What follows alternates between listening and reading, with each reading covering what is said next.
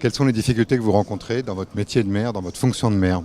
C'est-à-dire la disponibilité d'une part, l'absence d'un vrai statut de l'élu, surtout que bon, je suis le maire d'une commune de 1700 habitants à peu près. Donc il faut en même temps travailler. C'est vrai qu'il y a des exigences citoyennes qui demandent une disponibilité, je dirais, à temps complet. Et puis le gros problème auquel nous nous heurtons, c'est quand même le problème des finances. On sait bien que quand on n'a pas un potentiel fiscal énorme, les dotations diminuent, elles s'étiolent d'année en année, et les besoins par contre ne reculent pas.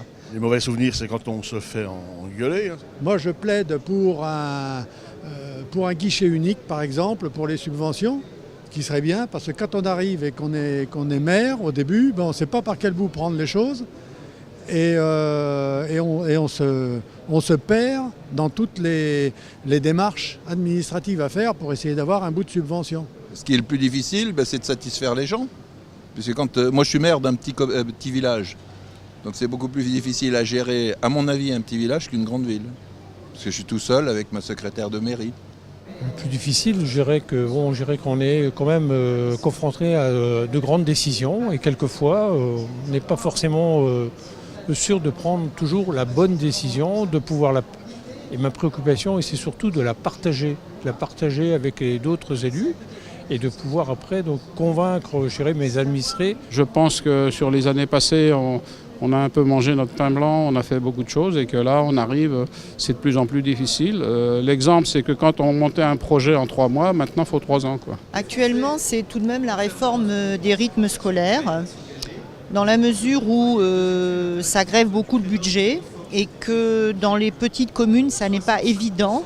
C'est appliquer toutes les normes actuelles, parce que moi, ça fait donc 30 ans que je suis maire, donc j'ai vu l'évolution, surtout j'ai connu la décentralisation. Et aujourd'hui, je pense que c'est plus difficile, oui, c'est tout ce qui est normatif. Le plus difficile de la fonction de maire, c'est que nous sommes dans les communes rurales. Et qu'à l'heure actuelle, on a du mal à trouver des conseillers pour prévoir les prochaines élections, qui a un gros travail à faire à ce niveau-là. Nous sommes avec des populations qui sont vieillissantes. Les difficultés que j'ai pu rencontrer j'ai fait 2 mandats. Mais ça va être la difficulté que je vais avoir pour me faire remplacer.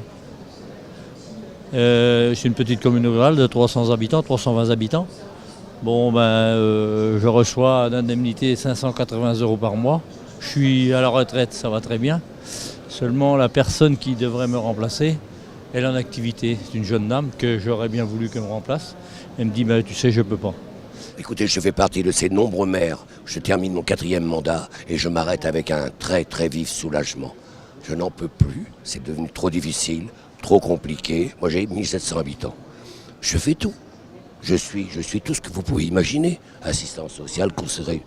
Je concilie les gens, conciliateur, donc je suis urbaniste, je suis tout ce que vous pouvez imaginer. Alors évidemment, officier de police, officier de justice, et j'en passe et des meilleurs. En ce qui nous concerne, nous n'avons pas de service technique. Si par exemple il faut aller changer une ampoule à la salle des fêtes, c'est le maire qui y va. S'il faut aller changer dans l'aire de loisirs, parce qu'on a un aire de loisirs, s'il faut aller nettoyer les WC, nous y allons. Mais on fait un peu de tout, quoi. C'est toujours de l'imprévu qui nous arrive et c'est celle-là donc il faut effectivement traiter.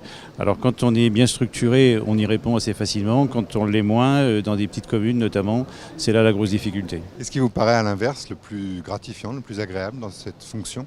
C'est quand un administré reconnaît qu'on a travaillé pour la collectivité et non pas uniquement dans un but électoraliste.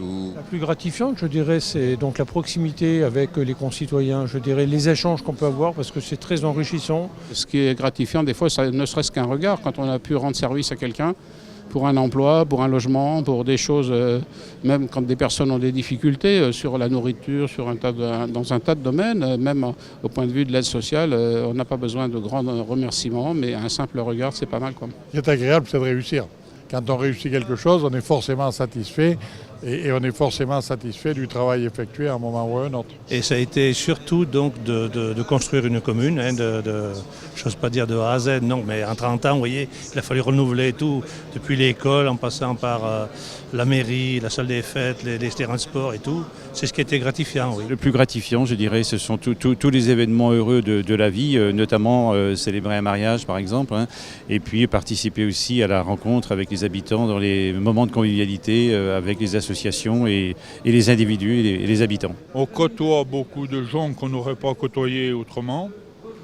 voire par exemple au Congrès des maires.